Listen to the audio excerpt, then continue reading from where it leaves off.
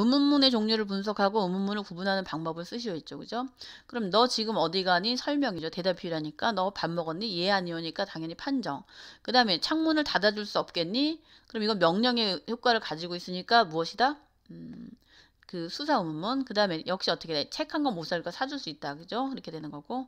그 다음에 이제 아는 어떻게 돼? 짧은 부정문. 그지? 못은 긴 부정문. 아니 짧은 부정문. 그 다음에 만나지 않았다. 만나지 못했다. 당연히 어떻게 돼? 이거 긴 부정문이 되는 거고. 그 다음에 이제 직접 인용 구분하는 거. 큰 따옴표 라고 쓰고 간접 인용은 이걸 쓴다. 이거 알고 가시면 되는 거고요. 자, 일단은 그 기본 개념 이렇게 마치고 이제 심화 개념 다시 해드릴게요. 자, 이제 심화 개념은 또 역시 이렇게 항목이 있는데 좀 복잡하죠. 근데 이건 여러분 스스로가 하기 힘들어요. 그러니까 그 선생님이랑 이제 같이 한번 해볼 텐데, 이렇게 이제 항목들을 그 선생님이 정리를 해주면 여러분도 한번 직접 써보시는 게 가장 좋을 것 같아요. 자, 이제 심화 개념 정리 들어갈게요. 이제 같이 하기죠. 자, 여기 헷갈리는 개념이 들어가야 돼. 헷갈리는 개념. 이제 주체와 객체 높임 구분하는 방법. 자, 이건 우리 이미 했죠. 그죠? 이미 했기 때문에 이제 간단하게 정리를 할게요. 자, 주체와 객체를 구분하는 방법 무엇인가 쓰세요 했죠. 그죠? 이제 주어를 높이는 거죠. 이렇게. 그 다음에 얘는 객체다. 그죠? 객체다. 그럼 이제 어머니께서 가신다면 주어가 어머니니까 그죠? 간다를 가신다 해갖고 높이니까 주체 높임이 되는 거고요. 그 다음에 나는 동생을 바꿔보란 얘기죠. 동생을인데 아버지를 데리고를 모시고로 가니까 객체 높임이 되는 거. 목적을 높여주는 게 무엇이다? 객체다. 이것도 이제 동생에게를 어떻게 돼? 선생님께로 바꿔보니까 무엇이다? 부사를 높여주는 거랬죠. 그죠? 부사를 높이는 객체 높임이니까 선생님께 드렸다. 그 다음에 이제 부사어 드렸다가 주었다가 드렸다로 바뀐다. 그러니까 주체와 객체를 구분하는 방법은 주체는 주어를 높이는 거고 객체는 목적어 부사를 높인다. 그 다음에 실현 방법은 주격조사 깨서를 쓴다. 뭐뭐 하신다로 실현되고 객체는 목적어를 뵙다. 뭐뭐께 드리다. 이런 식으로 구분하면 된다는 거죠. 자, 선생님 이렇게 정답을 적어놨는데 여러분들이 한번 이거를 보시고 참고를 하시면 될 것 같아요. 이 얘기 다시 한번 정리해 둔 겁니다. 자, 그다음에 헷갈리는 개념인데 직접 높임과 간접 높임을 구분하세요. 이것도 이제 우리가 직접 높임과 간접 높임이 있다라는 걸 먼저 아셔야 되겠죠. 그죠? 자, 그런데 이제 주체 높임에 직접 간접 높임이 있다. 아래에 간접 높임의 쓰임이 잘못됐다. 자, 차이를 설명하고 올바른 표현으로 고치세요. 자, 집에 계시다, 편찮으시다. 이거는 맞는 표현이라는 거고요. 근데 다리가 편찮으시다. 말씀이 계시겠습니다. 따님이 계시다. 시간이 계세요. 이런 표현인데. 자, 아까 직접 높임은 뭐라고 했어요? 할아버지께서 계시다. 할아버지께서 편찮으시다. 사람일 땐 직접 높여주는 거예요. 그죠? 사람 직접 높이는 방법으로 집에 있는 사람 할아버지니까 있다 대신에 계시다를 쓰는 거고 아픈 사람은 할아버지니까 아프다 대신에 편찮으시다를 쓴다는 거고요. 자, 간접은 보세요. 다리는 님이 아니잖아요. 높은 사람이 아니잖아요. 그죠? 그러니까 높임의 대상이 할아버지가 아닌 다리이니까 이거를 높임 선어머럼 시를 써서 아프십니다. 이렇게 쓰는 거고 교장선생님 말씀이 계시게 사람일 때는 계시다를 쓰지만 말씀이니까 이건 어떻게 있으시겠습니다. 그래서 높임의 대상이 교장선생님이 아니라 말이니까 이렇게 있으시겠습니다. 2살 된 따님 2살 배기 높여줄 필요 있어요? 없어요? 없으니까 우리가 어떻게 돼? 계시다 대신에 있으시다. 상대방이 좀 높은 사람이니까 어떻게 시간이 계세요가 아니고 있으세요. 시간 자체를 높여줄 필요가 없으니까요. 자, 그럼 우리가 직접 높임과 간접 높임의 차이는 직접 높임은 사람을 직접 높여주는 거고 간접 높임은 그 사람과 관계된 이런 것들을 높여주는 거다. 사물을 직접 높여줄 필요가 없으니까 시를 통해서 실현이 된다. 그래서 다리가 아프시다, 있으시겠습니다, 있으시다, 있으세요. 이런 식으로 바꿔준다. 이거 아시면 되는 거고요. 자, 헷갈리는 개념 3, 주체, 객체, 상대, 높임의 구분. 자, 이제 우리가 이게 진짜로는 그 내신이나 모의고사에 많이 나는 것들인데 한 문장 안에 세 개를 다 주는 거예요. 주객, 상대. 그죠? 그래서 어머니께서 아버지를 모시고 오십니다. 어머니께서 오는 사람 누구야? 행위 주체는 엄마지. 그러니까 엄마니까 어머니 높여줘서 주체 높임. 목적어인 아버지를 모시고 오니까 객체. 그 다음에 상대방에 따라 끝말이 달라지는 게 상대 높임인데 뭐뭐 하십시오 해서 상대 높임이 되는 거고요. 교장 선생님 연설을 하십니다. 그럼 어떻게 돼? 주체 높임. 그 다음에 하십시오 하십니다 해서 어떻게 돼? 상대 높이면 하십시오체가 쓰인다는 거고요. 네, 후배님 이번 일 잘 마무리하게나 이래서 어떻게 돼? 그 하게체가 쓰이는 거고요. 동생이 아버지를 모시고 갔대요. 그럼 어떻게 돼? 모시고 아버지를 모시고 그러니까 목적을 높여준 거니까 객체이면서 갔대요. 해요체 상대 높임이 쓰인다는 거죠. 자, 정리하면은 주체 상대 그죠? 하십주체 쓰고 그다음에 이제 이거는 주체 상대 그다음에 상대 객체 상대 이런 식으로 한 문장 안에 여러 개의 개념이 여러 개의 어떻게 돼? 그 개념이 들어간 것들은 반드시 시험에 나니까 여러분 스스로 구분하는 걸 연습을 많이 하셔야 돼요. 그러니까 문제도 사실 많이 풀어봐야 되겠죠. 그죠? 자, 헷갈리는 개념사, 높임법 기타인데요. 이제 앞전 표현과 잘못 쓰인 표현에 대한 것들인데, 자, 한번 볼게요. 할아버지, 아버지께서 오십니다는 잘못된 표현이고요. 할아버지, 아버지가 옵니다가 맞는 표현이란 얘기죠. 그 다음에 이제 나가 맞는 이유를 쓰세요. 이렇게 되는 거고. 자, 우리가 이제 이거를 틀린 거를 구분하는 방법을, 이게 왜 맞고 이게 왜 틀린지 구분하는 방법을 알면은 문제 푸는데도 자기가 개념이 만약에 무언가 헷갈리면은 헷갈린 이유를 분석하고 이게 왜 헷갈리니까 이렇게 구분을 해야겠다라는 구분하는 방법을 가지고 있으면 문법은 절대 안 흔들, 절대. 뭐가 와도 안 흔들린다는 얘기죠. 그러니까 이런 식으로 스스로 정리를 하고 푸는 방법을 가지고 가셔야 돼요. 자, 그다음에 당을 맞게 고치자. 이거 틀린 표현이란 얘기죠. 그죠? 자, 이제 볼게요.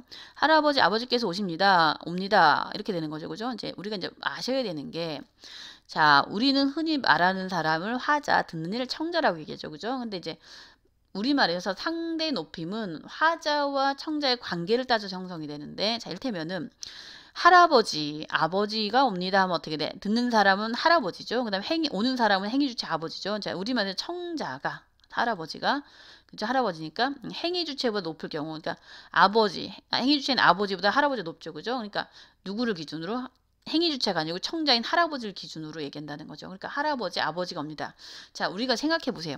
할아버지 한 입장에서는 아버지가 자기보다 낫죠. 근데 그 아버지를 높여주면은 듣는 할아버지 기분이 나쁘겠죠. 그러니까 여기서 우리가 그 누구를 행위주체보다 청자를 우선 높이는 거를 압존법이라고 해서 이거는 헷갈리니까 반드시 할아버지, 아버지가 옵니다. 이런 식으로 해줘야 된다는 거고요. 자, 이거는 자, 철수야, 너 선생님께서 오시래 했는데 이거는 잘못된 표현이고요. 오라고 하셨어. 오라셔가 맞다는 얘기예요. 우리가 친구의 말을 전달할 때는 친구야, 은희가 집으로 오라고 하더라 이렇게 쓰지만, 자, 말한 주체가 선생님이니까 선생님 말을 전달할 땐 오라고 하시었어가 되는 거죠. 하다에다가 시가 높임 선어말로 시가 들어가서 어떻게 돼? 이게 되는 거고, 이게 줄어들면 오라고 하셨어 아니면 오라셔 이게 되니까 이게 맞는 표현이라는 거죠. 자, 정답 정리하면은 나가 맞는 이유는 우리말에서 청자가 행위주체보다 높을 때는 행위주체보다 청자를 우선으로 높이기 때문이다. 그죠? 행위주체는 아버지보다 할아버지가 더 높기 때문에 아버지를 높이지 않는다. 그 다음에 이제 높은 분의 말을 전달할 때 오라고 하셨어. 오라셔가 맞는 표현이다. 이거 알고 가시면 되는 거고요. 자, 이제 헷갈리는 개념 5, 사동의 의미 구분인데, 자, 이제 다음 두 문장은 똑같은 사동이다. 의미 차이가 어떻게 나는지 써보세요.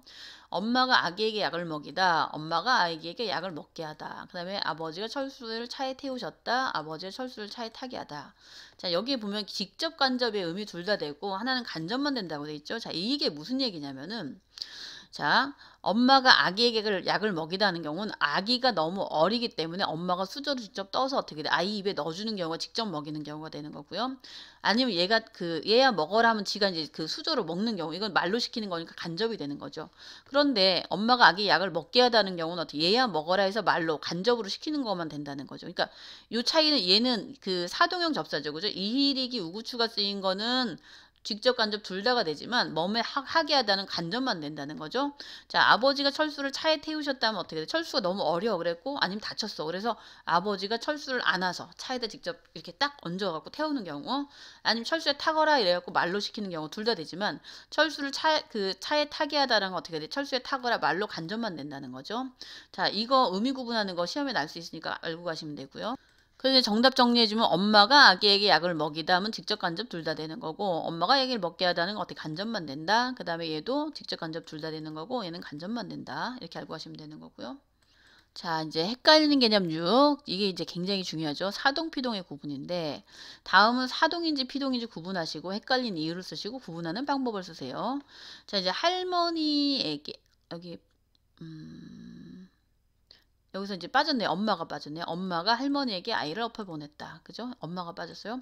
아이가 엄마 등에 엎여 잠이 들었다. 그다음에 그녀는 새로 산 옷을 나에게 보였다. 저기 날아가는 비행기가 보였다. 나는 옥상에서 종이 비행기를 하늘에 날렸다. 길가에 벚꽃이 눈처럼 흩날렸다. 그런데 이제 정리해 보면은 여기 엄마가 들어갔어. 엄마가 이거는 어떻게 돼? 사동이 되는 거고요. 등에 엎여 잠이 들었다. 피동. 그다음에 어떻게 돼? 그녀가 나에게 옷을 보이도록 시켰으니까 사동이 되는 거고, 비행기가 보임을 당하게 되는 거고, 그다음에 이제 피동이 되는 거고, 하늘에서 날도록 시키는 거니까 사동이 되는 거고, 눈처럼 날렸다니까 피동이 되는 건데, 자, 우리가 이제 헷갈리는 이유를 얘기할게요. 헷갈리는 이유. 사동형 접사에 뭐가 있어요? 이힐이기 우구추가 있는데, 피동형 접사에도 이힐이가 있죠. 그죠? 그러니까 이힐이가 양쪽 다 겹쳐 버린 거야. 그러니까 사동, 피동 접사가 동일하기 때문에 형태가 유사해질 수밖에 없다라는 거예요. 그죠? 그죠? 자, 그래서 구분하는 방법은 일단 무조건 이렇게 해석하시면 돼요. 사동은 누가 누구에게 무엇을 시키다는 의미로 해석이 돼야 돼요. 그러니까 보통 사람이 둘인 경우가 많겠죠. 엄마가 나에게 무엇을 시켰다 이런 식으로. 그러니까 엄마가 나에게. 그죠?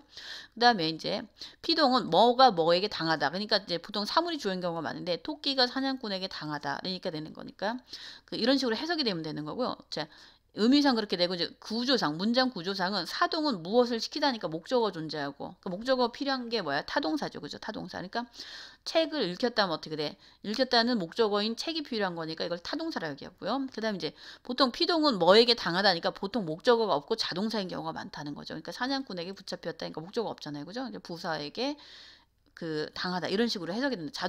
자동사가 뭐예요? 목적어 필요 없는 거잖아요. 그죠? 그럼 이제 우리가 정리를 해주면 이걸 이제 적용을 한번 해볼게요. 자, 엄마가 할머니에게 아이를 업혀 보냈다. 그럼 엄마가 누구에게 무엇을 업게 하다. 이런 의미로 해석이 돼야 된다는 거죠. 그러니까 업히에서 어떻게 희는 사동형 접서로 쓰여서 사동이 되는 거죠. 줄면 이제 업혀가 되는 거고 아이가 엄마 등에 업히어 잠이 들었다. 그럼 주어가 아이죠. 아이. 그러니까 아이가 누가 엄마 등에 업힘을 당하다. 그래서 잠이 들다. 이런 의미가 되니까 이제 여기서 희는 피동형 접사가 돼서 피동이 되는 거고요. 그녀가 새로 산 옷을 나에게 보였다. 그럼 누가 누구의 그녀가 누구에게 나에게 그죠? 옷을 보이도록 시켰다 해서 어떻게 돼? 이가 사동인 접사를 쓰이고 결국 사동이 되는 거고 자 비행기가 사물이 주어죠. 그죠? 비행기가 주어일 때는 당연히 어떻게 돼? 사물이 주어인 경우는 시킬 수가 없잖아요. 사물이 뭐 동물이든 사물이든 누가 무엇을 시킬 수가 없으니까 이제 보통 피동으로 많이 보시면 되는데 비행기가 보임을 당하는 거 누군가에 보임을 당한다. 그래서 이가 피동형 접사를 쓰여서 피동이 된다. 그 다음에 나는 옥상에서 종이 비행기를 날렸다. 그럼 어떻게 돼? 누가 무엇을 그죠? 종이 비행기를 날도록 시켰다 해서 네가 사동이 접속해서 사동이 된다. 벚꽃이 주인이죠. 주어죠. 그러니까 주어가 바람에 의해 날림을 당하게 됐다. 이렇게 이런 식으로 해석이 되면 되는 거예요. 그러니까 우리가 이제 꼭 아셔야 되는 게 뭐만 아시면 돼요. 이거예요.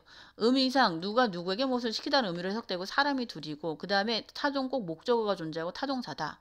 피동은 누가 누구에게 당하다. 그래서 사물이 주는 경우가 많고 목적어 없고 자동사다. 부사에게 당하다. 이런 식으로 해석이 되면 된다는 거죠.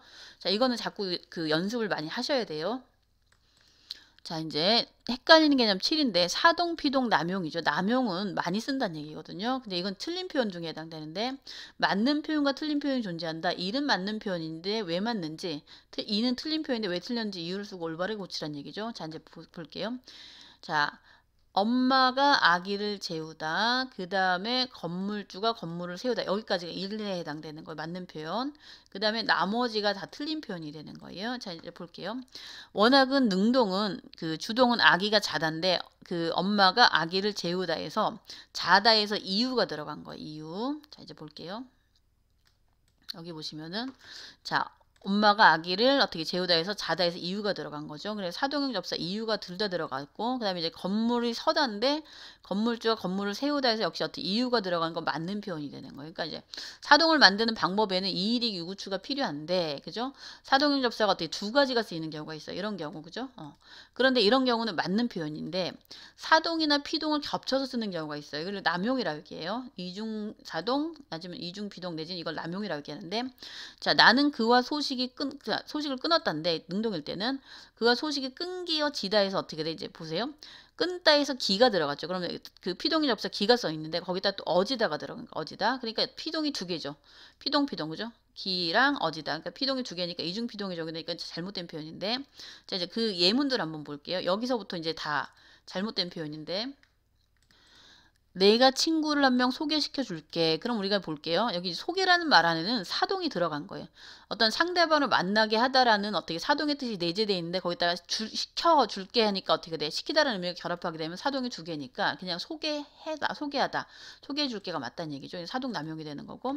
자, 교육이라는 말 안에도 역시 어떻게 제가 여러분을 교육할 때 상대방을 가르침을 당하게 한다는 의미가 내재되어 있죠. 사동이 내재되어 있기 때문에 거기다 또 시키다를 넣으면 사동이 두 개가 돼 버리니까 교육해야 된다가 맞는 표현이 되는 거고요.